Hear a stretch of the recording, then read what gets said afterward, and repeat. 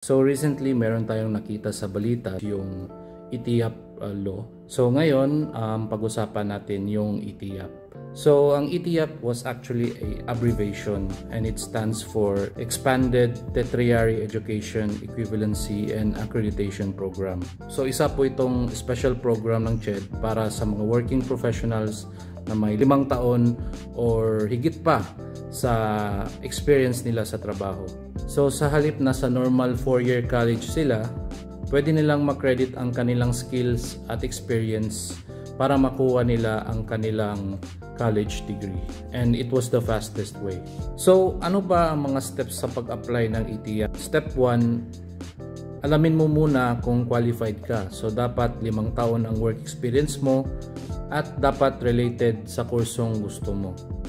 Kailangan mo kasing i-prove sa school na meron ka talagang experience. Step 2, pumili ng CHED accredited schools. Step 3 is ihanda ang inyong mga documents. So kailangan mo ng TOR, Certificate of Employment, resume, work portfolio at iba pang mga documents.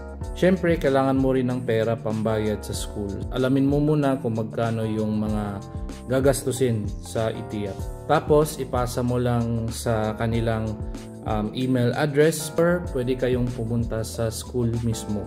Sa mga OFW naman, yun ang sinabi ko kanina, mag-send lang ng email.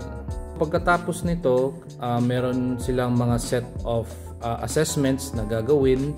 They actually need you to refresh your subjects and this will also serve as a review.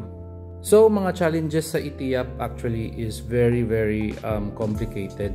Ang challenge lang talaga dito isang oras kasi kailangan natin magtrabaho, kailangan natin kumayod at kailangan natin i-budget yung time natin para at least hindi tayo mababurn out.